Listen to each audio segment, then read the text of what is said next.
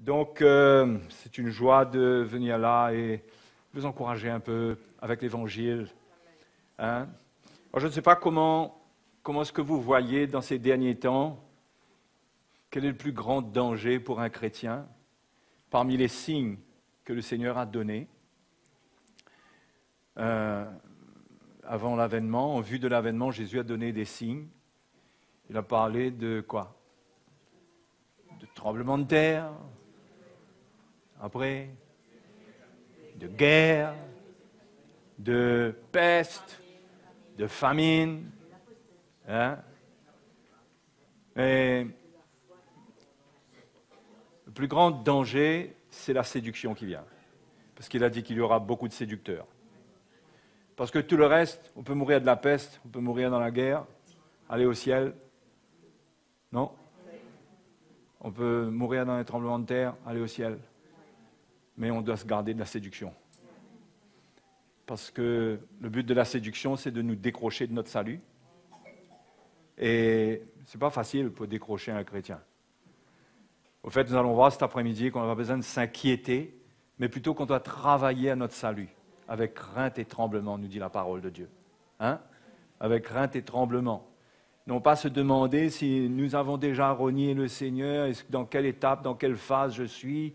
Ne pas avoir de doute et de crainte à ce niveau, parce que si nous croyons dans le Seigneur, nous avons la foi dans le Seigneur, nous n'avons pas renié. Hein? Donc il ne faut pas laisser les attaques, je dirais, bêtes, hein? Mais parfois on se laisse attraper, les mensonges de l'ennemi. Mais notre foi, elle est dans le Seigneur, et nous allons lire des versets qui sont en même temps des avertissements pour nous, et en même temps réconfortants. Hein? On va lire dans 2 Timothée, pardon.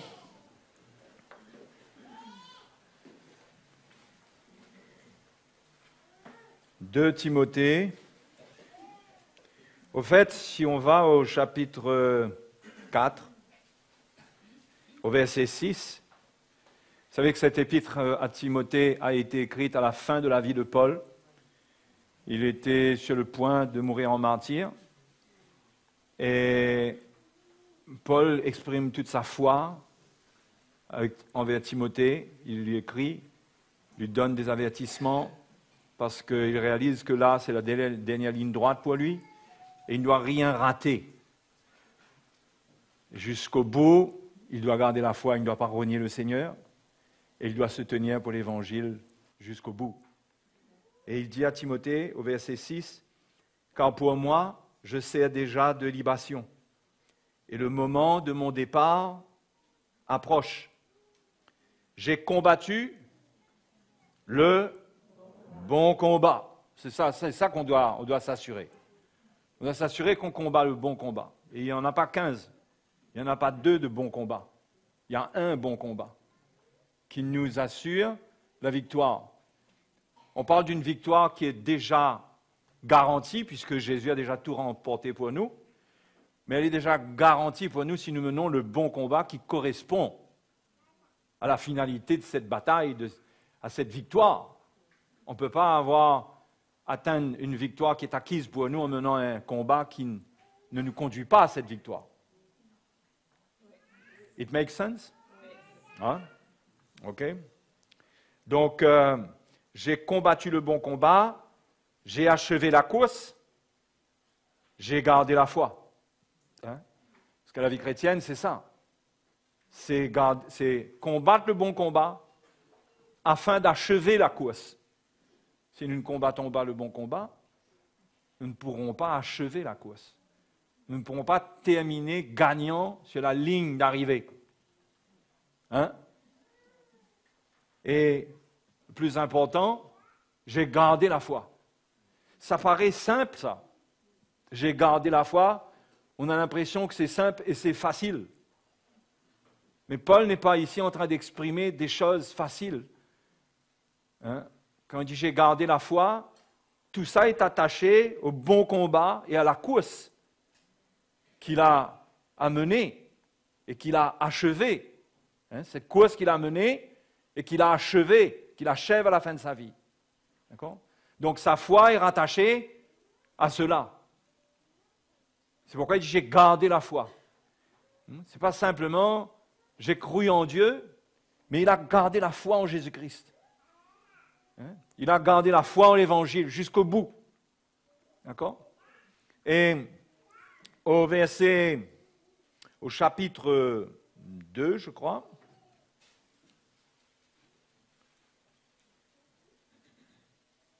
on va comprendre que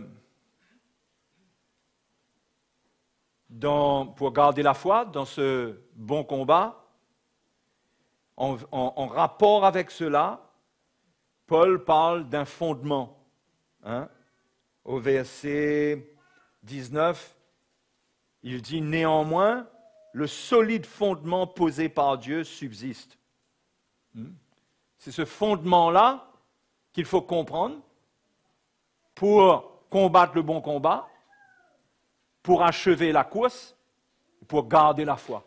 Tout ça, c'est attaché au fondement. Le fondement de Dieu subsiste avec ces paroles qui lui servent de sceau. Le Seigneur connaît ceux qui lui appartiennent et quiconque prononce le nom du Seigneur, qui s'éloigne de l'iniquité. Mais ici, quand Paul parle du solide fondement de Dieu, je pense qu'il fait référence à ce qu'il écrit au verset 11 quand il dit « Cette parole est certaine ». C'est quelque chose qui est fondé, sur lequel on peut s'appuyer. D'accord? Donc, au verset 10, avant cela, il dit « C'est pourquoi je supporte tout à cause des élus, afin qu'eux aussi obtiennent le salut, qui est en Jésus-Christ avec la gloire éternelle. » Afin que les élus obtiennent le salut. Et verset 11 dit « Cette parole est certaine. » En vue de ce salut, d'obtenir ce salut, il va donner des paroles qui sont importantes en rapport avec l'acquisition de notre salut. D'accord? Il n'est pas ici en train de donner des bouts de phrases qu'il a tirés au sort dans un livre ou dans un carton. Il est en train d'exprimer la révélation de l'Évangile, une pensée qui est fluide, qui coule. On doit comprendre ce qui suit mot après mot, phrase après phrase. D'accord? Donc là, il dit, cette parole est certaine, en rapport avec le fait que lui, il fait tout pour que les élus obtiennent le salut. C'est ça son combat. Parce qu'on est élu, mais l'apôtre Pierre dit qu'il faut affermir son élection. D'accord? Donc pour obtenir notre salut, il parle de ces paroles, de 4 points qu'on va voir ici, qui sont fondamentaux pour notre vie. Premièrement, il dit, si nous sommes morts avec lui, nous vivrons aussi avec lui. D'accord? Juste pour vous montrer comment ces textes sont inspirés d'une manière extraordinaire, puisque si nous sommes morts avec lui, nous vivrons aussi avec lui. Si nous persévérons avec lui, nous régnerons aussi avec lui. Ça, ces deux bouts-là, ça marche ensemble, en quelque sorte. Et les deux derniers marchent ensemble aussi. Si nous le renions, lui aussi nous reniera. Si nous sommes infidèles, il demeure fidèle car il ne peut se renier lui-même. On va essayer d'avoir un petit peu de lumière là-dessus. Parce que ça peut paraître obscur, ça. On a l'impression qu'il peut y avoir des contradictions. Mais non, c'est très très clair. Premièrement, si nous sommes morts avec lui, nous vivrons aussi avec lui. Le salut s'acquiert par le fait que nous croyons en Jésus, par notre foi en Jésus, et que, en croyant en lui, et en prenant notre baptême, d'accord, nous mourrons avec lui. D'accord? Par le baptême, nous entrons dans cette position de mort avec lui, et nous vivons avec lui. Nous sommes en communion avec lui. D'accord? Et ça, c'est une parole qui est certaine. Si nous sommes morts avec lui, nous vivrons avec lui. Hein? Oui ou non? On ne doit pas laisser rien venir attaquer notre salut. On doit seulement affermir notre élection et nous assurer que nous n'arrivons pas à ce qui est écrit dans la 3e position. Il a dit, si nous le renions, qu'est-ce qui se passe? Lui aussi nous reniera. Hein? Je crois que c'est très sérieux, ça. Hein? Paul, ici, il s'inclut dedans. Vous réalisez que Paul s'inclut dedans. Ce n'est pas Paul qui a exercé un ministère toute sa vie, qui, dans les derniers jours de sa vie, il abandonne la foi, il renie le Seigneur et il sera sauvé. Il doit garder la foi jusqu'au bout, quitte à mourir pour le Seigneur. D'accord? Mais la première citation, c'est si nous sommes morts avec lui, nous vivrons aussi avec lui. Ça, c'est la garantie de notre salut. Hein? Et nous devons être fermes avec cela. Ne pas laisser les accusations de l'ennemi, les mensonges du diable et nos faiblesses venir amener un doute concernant notre salut. OK? Et si nous persévérons, là maintenant il parle d'autre chose, il ne parle pas simplement d'être mort avec lui, pour vivre avec lui, mais il parle de persévérer avec lui afin de régner avec lui. Hein? Persévérer, c'est différent de vivre seulement. Et de mourir avec lui, c'est différent de mourir avec lui. Et régner, c'est différent de vivre avec lui. D'accord? On voit que là, c'est un autre niveau. Hein? On acquiert un rang là qui est autre. Mais même si on n'a pas acquis le deuxième rang, on a notre salut. Alléluia. Hein? On est mort avec lui, on a cru en lui, on vit avec lui. Et maintenant, si nous persévérons, le mot persévérer en grec veut dire si nous endurons. Si nous endurons, ça parle d'endurance, parce qu'il y a des choses à supporter. C'est le même mot que lorsqu'il dit, c'est pourquoi je supporte tout à cause des élus. Hein? Je supporte tout à cause des élus. D'accord? Donc, si nous persévérons avec lui, nous régnerons. Le règne appartient à ceux qui persévèrent, qui endurent. Il y a des gens qui sont sauvés sans avoir enduré. Si je me base sur ce qui est écrit ici, régner avec Christ appartient à ceux qui auront accepté de souffrir avec lui. Pas seulement d'être morts avec lui, par identification par le baptême, mais de souffrir avec lui qui est une mort par identification en endurant les persécutions, hein, tout ce qui est de ce monde, en endurant et en avançant, en continuant à servir le Seigneur. Cela, la promesse, c'est qu'ils régneront avec le Seigneur. Non? Hein, moi j'expose ce que je vois. Hein. Après, à vous de juger toujours. Hein? OK. Donc, si nous persévérons, nous régnerons avec lui.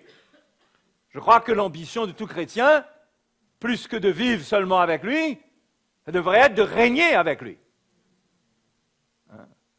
Le règne avec Christ pour l'éternité, ça doit être quelque chose d'extraordinaire. C'est quelque chose qui s'acquiert par notre vie ici-bas. Ce n'est pas quelque chose qui va s'acquérir en cours de chemin. D'accord? Donc, c'est peut-être pour ça que la parole de Dieu nous dit que Dieu essuiera toute larme de nos yeux.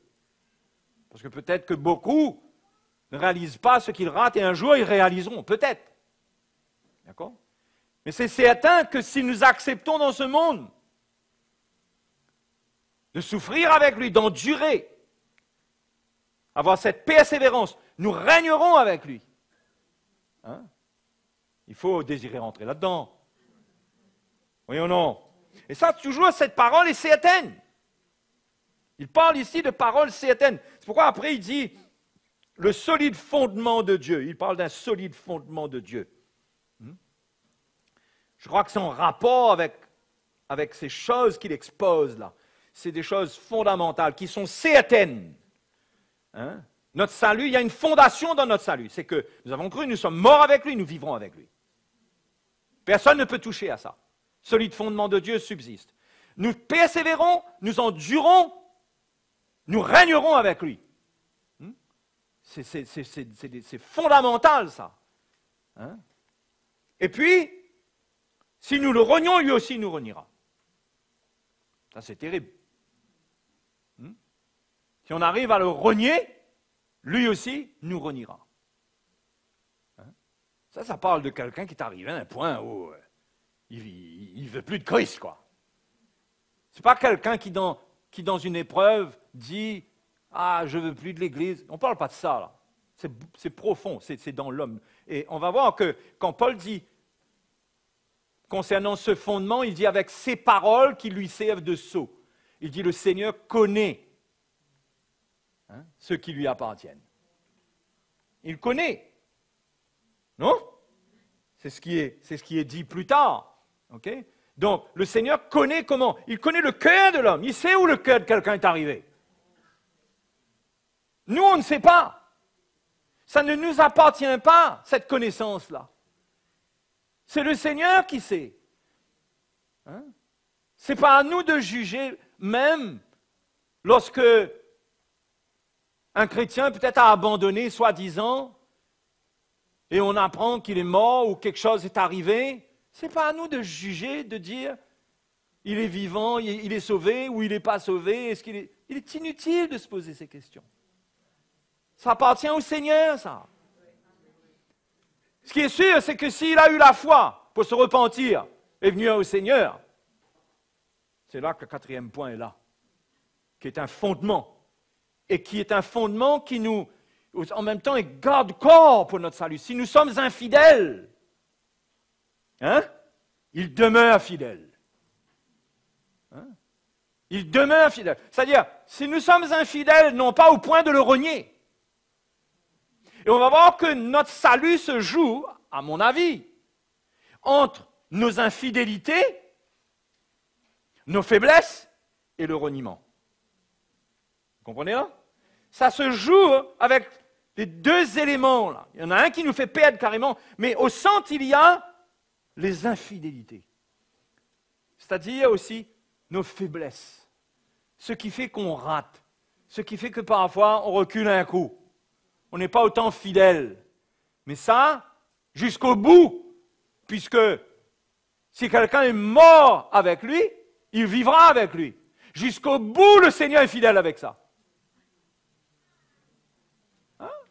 Jusqu'au bout. Aussi longtemps qu'il n'y a pas un reniement qui a la foi, l'infidélité de quelqu'un ne lui ôte pas son salut. Attention, je ne suis pas en train d'encourager. Vous allez voir qu'on n'est pas en train de s'encourager à de l'infidélité, là. Parce que l'infidélité, si vous comprenez ce que je veux dire par infidélité, le domaine faible de notre vie qui fait que on est fragile, on peut reculer, on peut avoir reculé, plus ou moins reculé, beaucoup reculé, revenir, etc. On peut rater, on peut être dans une phase où on ne sert pas le Seigneur, on n'est pas engagé. D'accord? Tout ça, c'est en rapport avec le côté faible de notre nature. Mais Jésus est notre sauveur là-dedans. Si on va dans l'Épître aux Hébreux nous dit clairement que le Seigneur compatit à nos faiblesses. Il est notre souverain sacrificateur, il est miséricordieux et fidèle. Et il peut nous secourir dans nos faiblesses. D'accord? Donc, concernant les infidélités, les faiblesses, ne devons pas croire que parce que nous avons des faiblesses, qu'avec ça, à cause de ça, directement, nous perdons notre salut. Zéro. Puisque si nous sommes infidèles, il ne peut se renier lui-même. Il demeure fidèle. Amen. Heureusement que c'est comme ça. Et on peut voir comment, dans l'infidélité et le manquement, c'est le domaine d'action du diable.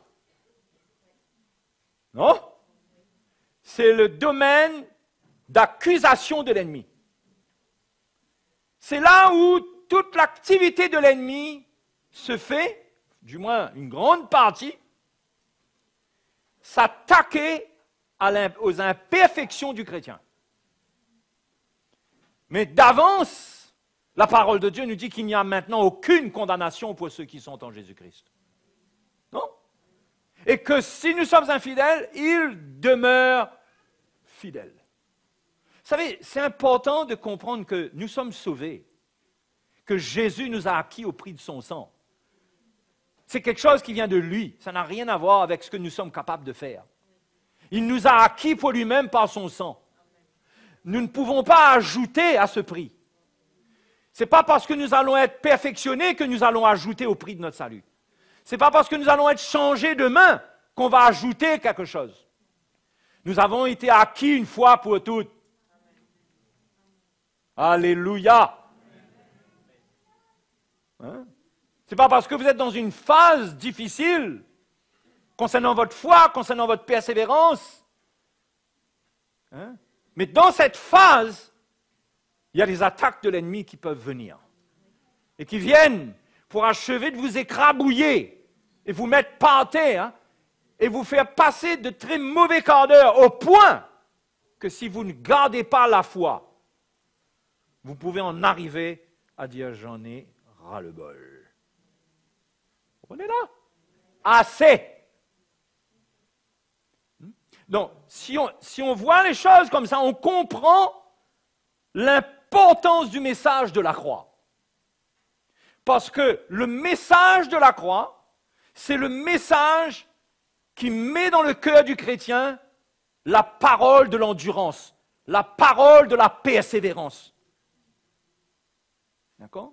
Quand le message de la croix n'est pas là, le chrétien va vouloir gérer ses infidélités autrement. On va voir après. Ses manquements, il ne va pas gérer cela avec l'Évangile. Mais l'Évangile est la puissance de Dieu. C'est avec l'Évangile qu'on doit marcher dans l'obéissance au Seigneur et comprendre comment le Seigneur traite nos faiblesses, comment il ne nous condamne pas, comment il travaille, comment il œuvre en nous, comment il est prêt à nous pardonner, comment il nous relève, comment parfois il nous châtie. D'accord? Il nous châtie dans nos infidélités. Hein? Mais quand ça se passe, ça peut vite fait se convertir en découragement. C'est pourquoi l'Épître aux Hébreux nous dit « Mon fils, si le Seigneur te reprend, ne perds pas courage. Hein? » Donc, dans nos infidélités, dans nos manquements, nous devons être équipés du message de la croix pour comprendre que Dieu traite notre vie parce que nous sommes ses fils et ses filles. Et en tant que fils et filles légitimes du Seigneur, il nous châtie. Et nous devons accepter cela et ne pas en faire quelque chose qui vient dans la balance de notre salut. Savoir si on est encore sauvé ou pas sauvé, qu'est-ce que Dieu pense de nous là? Non, le Seigneur châtie ceux qu'il aime. Si nous n'avons pas la lumière de l'Évangile pour accepter cela et pour nous humilier, c'est là que nous allons gérer notre vie, nos problèmes, avec un autre Évangile, et c'est là qu'on risque de tomber sous le joug de l'ennemi. Hein? C'est là qu'on risque de tomber sous le joug de l'ennemi et sous toutes sortes de séductions qui vont nous éloigner du Seigneur complètement. Vous m'avez suivi jusqu'à maintenant? Hein? Donc, si nous sommes infidèles, il demeure fidèle. Ça nous montre clairement que c'est lui notre bouclier. Il est notre fondement. D'un côté, il y a de l'infidélité. De l'autre côté, il y a une fidélité inconditionnelle. À l'exception du reniement. Parce que le reniement, ça veut dire « je ne veux plus ». Si tu ne veux plus, le Seigneur ne peut pas te forcer. D'accord? Et ne parlons jamais là-dessus. Même si on a entendu quelqu'un dire « moi, je ne veux plus du Seigneur », ça ne veut pas dire que le Seigneur en a fini avec lui. Parce que le Seigneur connaît ce qui lui appartient. Quelqu'un peut parler comme ça, mais il appartient au Seigneur. D'accord? Donc le Seigneur, il connaît la profondeur du cœur d'un homme. Ça n'appartient pas à l'homme, ça. Hein? Donc on ne devrait pas avoir des discussions et des raisonnements à ce niveau. Hein? OK? Maintenant, il y a quelque chose que Paul partage, qu'il nous faut comprendre, et que peut-être nous n'évaluons pas l'importance de ce point-là, de ce que je vais vous partager là. Parce qu'il dit, le solide fondement de Dieu, au verset 19, posé par Dieu, subsiste.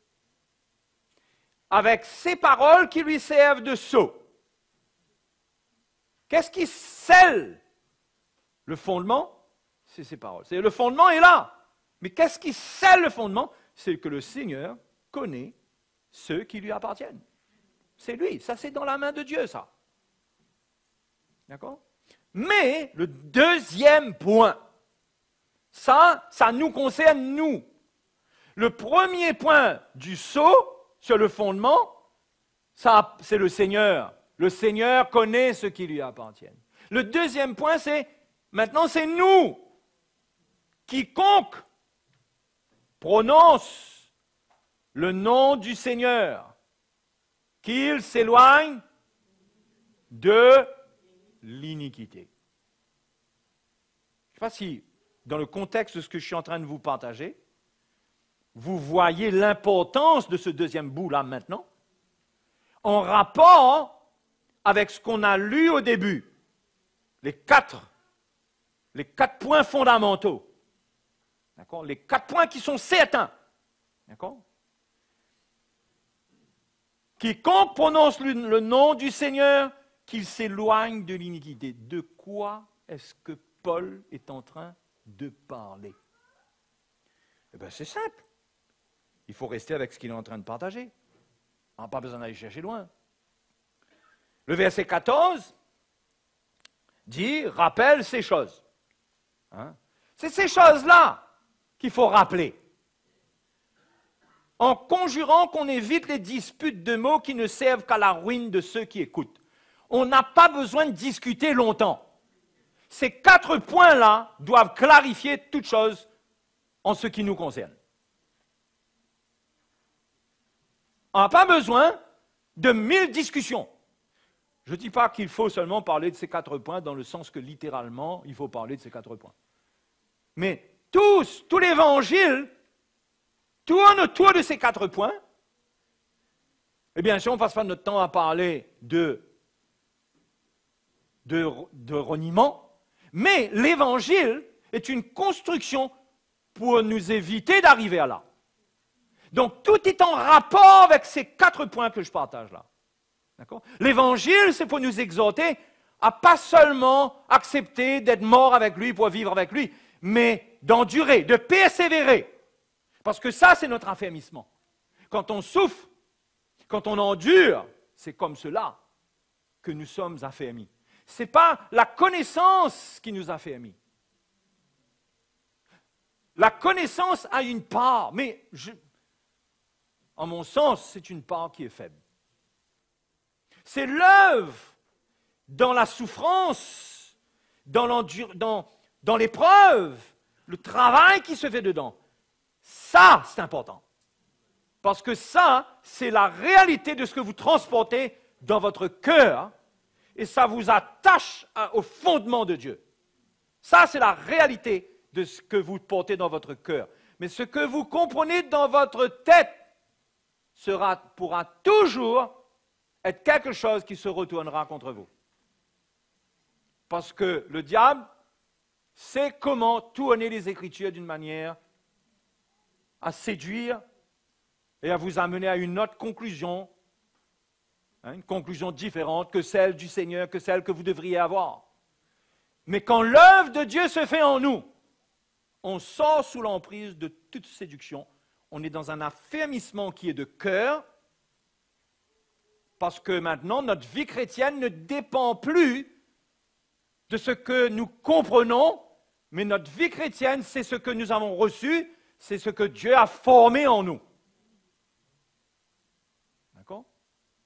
Ça, c'est important de s'assurer dans notre volonté de nous affermir, d'affermir notre élection, c'est que le Seigneur est à l'œuvre en nous, et c'est que dans tout ce qui vient, ce n'est pas à dire que c'est Dieu qui envoie tous les problèmes et toutes les situations. Non.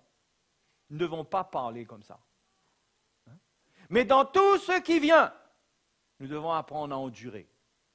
Par contre, je suis plus d'accord avec toute chose concourt au bien de ceux qui aiment Dieu. Au lieu de dire directement que c'est Dieu qui envoie toute chose.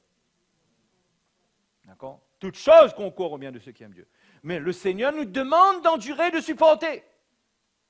D'endurer, de supporter. Parce qu'il y a une récompense à la clé, c'est régner avec lui. Mais en plus de cela, cela nous garantit doublement notre salut, si je puis dire. Hein?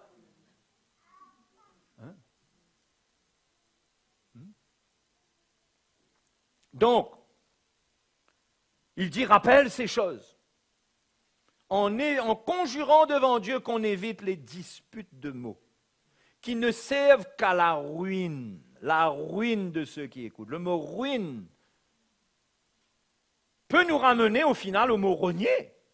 Je ne parle pas de mots de la même famille, là, ça n'a rien à voir. Hein?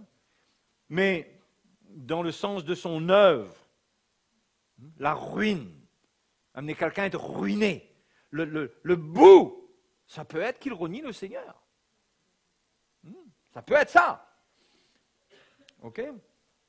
Donc, verset 15 dit, « Efforce-toi de te présenter devant Dieu comme un homme éprouvé, un ouvrier qui n'a point à rougir, qui dispense droitement la parole de la vérité. » Regardez bien et constatez avec moi comment, dans tout ce que Paul va partager maintenant là, il s'agit de paroles.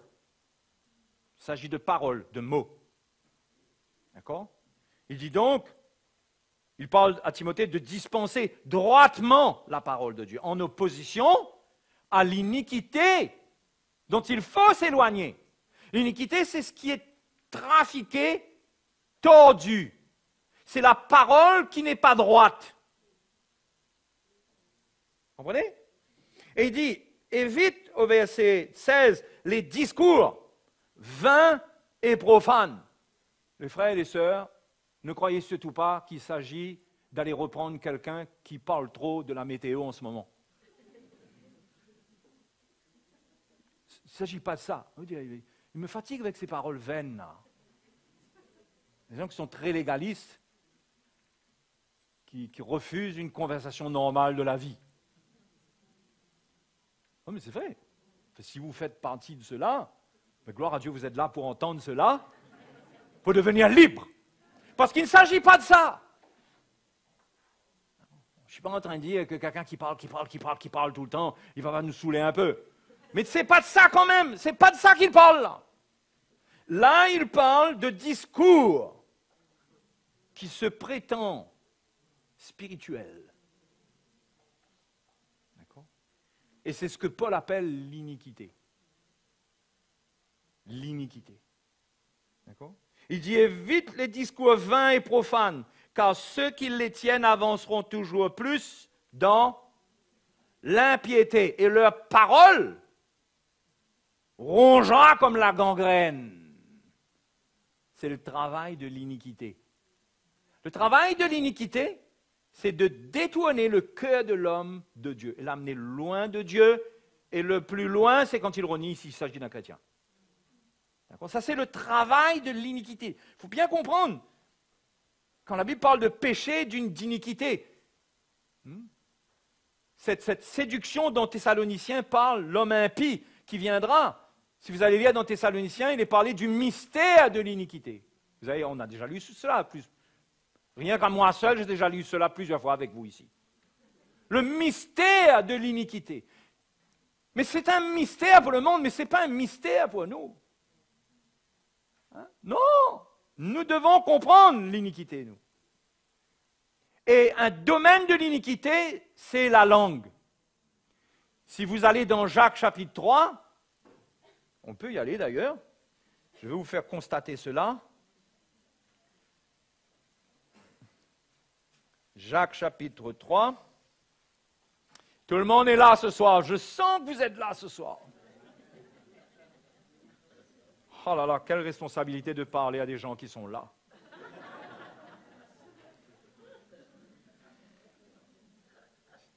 S'ils ne sont pas là, bon, vous pouvez dire, ils vont oublier ce que j'ai dit, c'est pas trop grave. Mais ils sont là. Jacques chapitre 3, verset 5. De même, la langue est un petit membre, et elle se vante de grandes choses. Voyez comme un petit feu peut embraser une grande forêt. La langue est aussi un feu, c'est le monde de l'iniquité. La langue. Donc je crois que quand Paul parle de l'iniquité, il parle de s'éloigner de l'iniquité. Il parle et on voit qu'il est en train de parler d'éviter les discours vains et profanes. Il est en train de parler, de dire aux chrétiens de sortir de l'influence des mauvaises langues, des langues séductrices, des langues fausses. De quoi je parle? De l'évangile, de ceux qui pourraient ne pas porter la parole droitement. C'est pourquoi Paul met Timothée devant sa responsabilité. Il dit, toi, ta responsabilité pour t'éloigner de l'iniquité en ce qui concerne le ministère, c'est de dispenser droitement la parole de Dieu. Dieu n'utilise pas l'iniquité et les trafics pour faire son œuvre. Il faut une parole qui soit droite, c'est-à-dire sortant d'un cœur droit, annoncée selon la vérité, la clarté, la justice, selon la révélation divine, une parole qui sort droitement, provenant d'un cœur qui n'est pas animé d'intérêt, d'émotion, de quoi que ce soit, mais droitement. Parce que si ce n'est pas comme ça, c'est de l'iniquité. Ah oui? Si je viens là vous parler, soi-disant même vous prêcher la croix, mais que mon cœur, quelque part, n'est pas droit, et je suis animé d'autre chose, je suis en train de vous balancer de l'iniquité. Parce que vous entendez des paroles qui correspondent à la vérité, mais dans l'esprit, ce que je suis en train de vous transmettre, il y a quelque chose de caché dedans qui aurait un autre but. Est-ce que vous comprenez ça? Et cet élément caché, c'est cet élément qui est un piège pour beaucoup de chrétiens, qui croient que parce qu'ils entendent de belles paroles, ou des paroles qui ont un sens, c'est suffisant. Non, parce que l'iniquité se trouve derrière ce qui se dit. La langue exprime l'iniquité, mais l'iniquité est dans le cœur, dans les motivations impures, dans ce qui n'est pas droit. On est en train de communiquer des choses, et l'ennemi là-dedans, il a un but, c'est de détourner le chrétien. Il faut bien comprendre, est-ce que vous comprenez bien là? Donc, le chrétien ne réalise pas l'importance qu'il y a de consacrer son cœur à un évangile pur. De donner sa vie, comme Paul dit, ils se sont donnés à Dieu puis à nous. De donner leur vie à Dieu, puis à des serviteurs de Dieu qui n'ont pas cette iniquité-là dans leur cœur. Vous comprenez là? Parce que contrairement à ce que l'on peut croire, se donner à des hommes qui dispensent droitement la parole de vérité, c'est quelque chose d'extraordinaire qui amène l'œuvre de Dieu dans la vie du chrétien. Ce n'est pas une menace sur sa vie, au contraire, ça fait partie du plan de Dieu pour le sécuriser dans son salut. Contrairement, et l'œuvre de l'ennemi, c'est de mettre dans la pensée du chrétien, au travers de son chemin, de ses déceptions, toute attitude contraire, pour arriver au point de se dire, moi, l'homme et moi. Et le diable lui donne des versets. Malheur à celui qui se confie dans l'homme. Il est écrit malheur à celui qui se confie dans l'homme. Mais vous devriez répondre, mais il est aussi écrit, ils se sont donnés à Dieu puis à nous par la volonté de Dieu. Il ne faut pas se laisser déstabiliser par des paroles. Pourquoi nous devons être équipés de l'Évangile, de la parole de Dieu, connaître la parole de Dieu, pour pouvoir défendre l'Évangile de manière à réfuter avec douceur les contradicteurs. Parce qu'il y a de grandes paroles spirituelles qui viennent devant nous, que si on écoute comme ça, on croit que le gars là, il est dans la vérité, quoi. Il est dans la vérité. Mais lui aussi, quelque part, il peut être dans l'iniquité. Parce que le fait qu'il ne guérit pas, qu'il ne pardonne pas, qu'il n'a pas surmonté, ce qu'il est en train de dire là, ça ne vient pas d'un cœur droit. Ça vient de quelqu'un qui a un cœur qui a été tordu parce qu'il n'a pas enduré. Il n'a pas pardonné, il ne s'est pas relevé. Donc, quand il exprime cela, Il exprime cela sans réaliser. C'est avec un cœur qui n'est pas travaillé. Vous comprenez? Et ça peut avoir ça peut donner l'impression de quelque chose qui est extraordinaire. Mais en réalité, ce qui le motive à dire cela, ça vient d'un cœur qui, quelque part, l'Évangile n'a pas fait son œuvre dedans. Est-ce que vous comprenez? Hein? Donc, c'est très important d'avoir affaire à des serviteurs de Dieu dont on peut témoigner qu'ils ne vivent pas avec des cœurs iniques, tordus. C'est pourquoi Dieu élève des hommes du milieu de son peuple. Il ne prend pas un prophète qui débarque dans la ville et lui dit « Viens faire un tour là au milieu de mon peuple, viens causer un coup là, s'il te plaît. » Je ne dis pas cela d'une manière absolue. Ça peut arriver, hein? Mais ce n'est pas comme ça que l'œuvre de Dieu se construit. Le Seigneur élève des hommes que le peuple de Dieu connaît, que le peuple de Dieu approuve. Qui parlent avec arrogance, avec assurance, avec orgueil. Mais ça va être quelqu'un de très charismatique. Quand tu vas ouvrir sa bouche, il faudra être solide pour ne pas tomber. Pour ne pas tomber à genoux. Parce qu'il va avoir la puissance de l'iniquité en lui. Il va avoir cet élément extraordinaire pour séduire, donner l'impression de quelque chose de merveilleux, alors que tout le mal du diable est derrière. Vous comprenez? Donc, ici, Paul parle des séductions de l'iniquité pour ceux qui périssent parce qu'ils n'ont pas reçu l'amour de la vérité pour être sauvés. Je vous ai parlé de ça la dernière fois. Recevoir l'amour de la vérité. D'accord? Mais les séductions de l'iniquité, il y a une grande part, la langue joue une grande part dans la séduction de l'iniquité. D'accord? Et on vient de lire dans Jacques que la langue, c'est le monde de l'iniquité. Et regardez la puissance que ça a. Allons constater juste.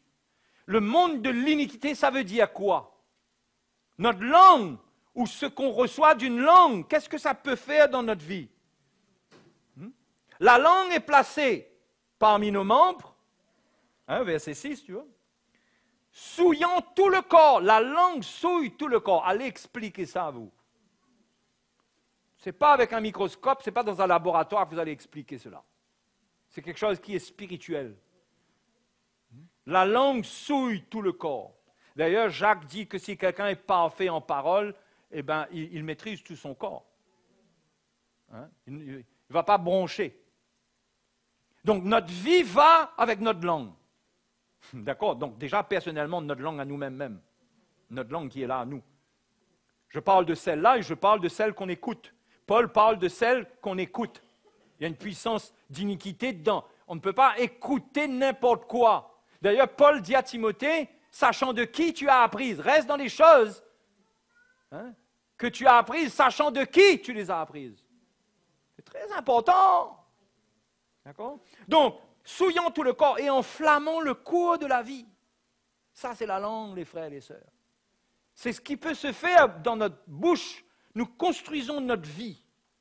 Ça, on peut enflammer le cours de notre vie. Vous savez, il y a quelque chose là-dedans que nous ne réalisons pas, mais ça parle de notre vie, ça parle de la roue de la naissance, la roue de l'existence. Ça l'enflamme. La manière que nous parlons, ce qui s'exprime de nous, laisse l'iniquité mettre le feu d'avance à notre vie. Vous voyez ce que nous disons? C'est puissant, hein? Pourquoi? Parce que Dieu a créé l'homme à son image. Non? Comment Dieu a créé toute chose? Avec sa parole. La parole crée. Et nous avons été créés à l'image de Dieu. Mais la parole ne crée pas dans le monde naturel. La création dans le monde naturel, c'est terminé. La parole crée dans la dimension spirituelle. Est-ce que vous gagnez ce bout-là? La parole crée, elle enflamme, elle fait des choses. D'accord? Souillant notre corps et enflammant le cours de la vie. La parole, la langue, c'est puissant. On doit faire attention à quoi on tend nos oreilles. Parce que ça peut venir enflammer le cours de notre propre vie. La Bible dit, étant elle-même enflammée par la géhenne. Parmi tous les membres du corps, le sort le plus terrible est réservé à la langue.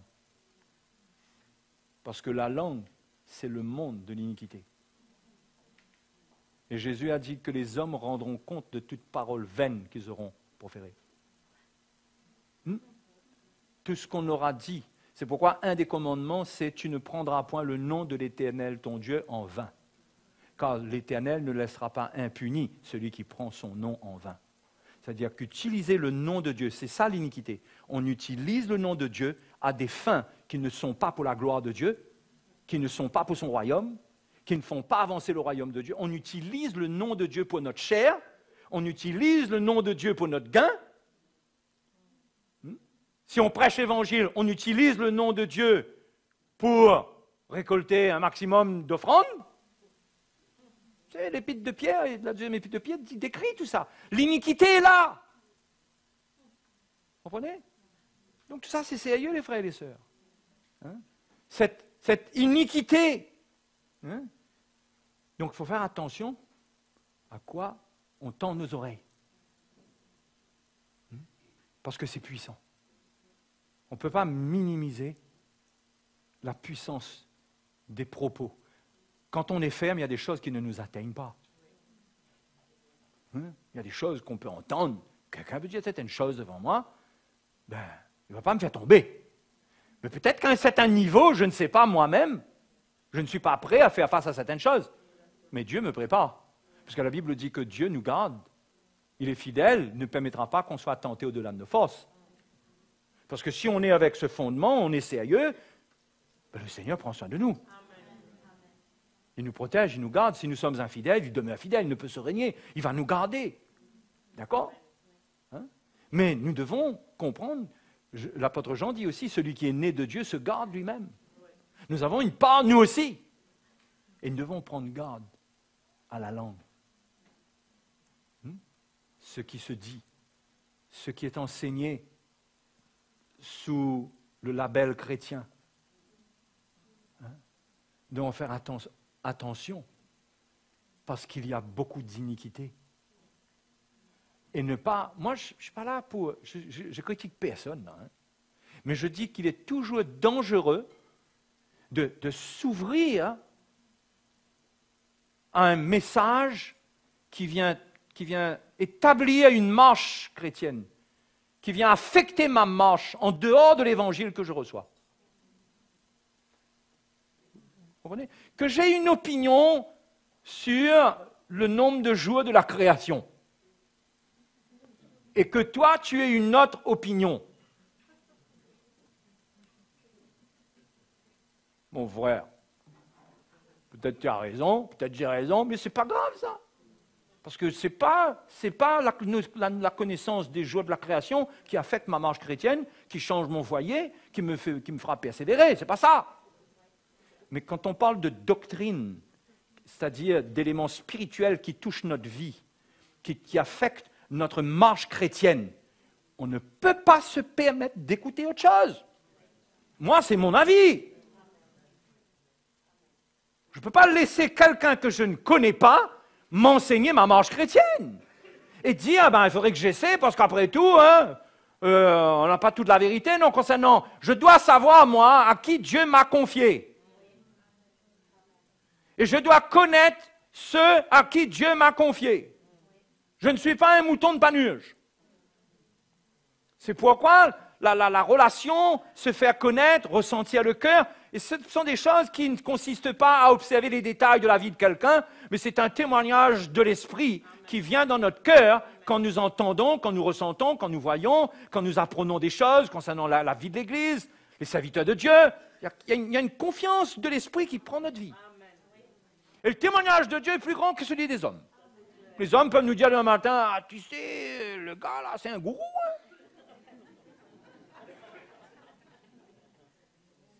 T'es un gourou, tu sais pas, toi, tu sais pas. Mais toi, Ça n'entre même pas. Ça fait bang. Mais si tu as de l'iniquité en toi, si ton cœur n'est pas pur, vous comprenez l'iniquité? Si ton cœur n'est pas pur et que quelqu'un commence à broder sur le sujet, eh bien, comment ça, ta petite broderie, ton truc là qui n'est pas fini là, ta dentelle, il va venir broder là-dessus son fil. Quand tu iras te présenter au concours artisanal, ils vont te dire, il y a un problème. Ce fil-là, c'est pas un vrai fil. Ah bon, pourtant on m'a dit que qui vous a dit ça? On ne laisse personne broder sur notre vie. Ça, c'est mon opinion. C'est pas un truc sectaire. C'est pas un truc sectaire. Ouais, on nous dit, ouais, comme ça. Non. Mais je crois que c'est sérieux et que eux, ils prenaient beaucoup plus au sérieux que nous. Pourtant, nous sommes dans des temps beaucoup plus dangereux qu'eux. Mais ils prenaient beaucoup plus au sérieux, au point que Jean disait, je ne sais pas, quelle était la menace à l'époque? Il disait, si quelqu'un vient à vous et n'apporte pas cette doctrine, ne lui dites pas salut. Oh là là, on ne va pas vivre ça, hein? On peut dire bonjour aux gens. Hein? Mais c'est sérieux, les frères et les sœurs. Hein? Votre âme, Jésus, ce qui vous donne le prix de votre âme, c'est le prix payé par Jésus pour la racheter. Numéro 1. Ce qui vous donne le prix de votre âme, c'est qu'elle vous appartient. C'est que vous n'en avez qu'une, vous n'en avez pas deux. Vous ne pouvez pas dire, si je perds celle-là, je prends une autre. C'est une grande valeur, votre âme.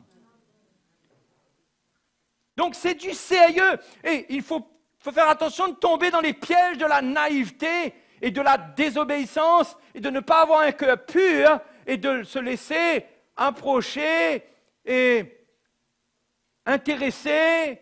Notre curiosité est animée. En plus, on dirait que ça vient confirmer quelque chose qu'on ressentait. Ça confirme quelque chose. Oui, ça tombe bien ce que vous dites là, parce qu'effectivement, effectivement, le diable est en train de mettre son filet sur toi. D'accord? Donc, les frères et les sœurs, si quelqu'un prononce le nom du Seigneur, c'est-à-dire s'il dit « Jésus est mon Seigneur », s'il dit qu'il est sauvé, qu'il s'éloigne de l'iniquité. Parce que tu dois te protéger de l'iniquité. Hein? On va continuer là-dessus demain matin. On va prendre toute la soirée. Alléluia. Et bon, on se lève, on remercie le Seigneur.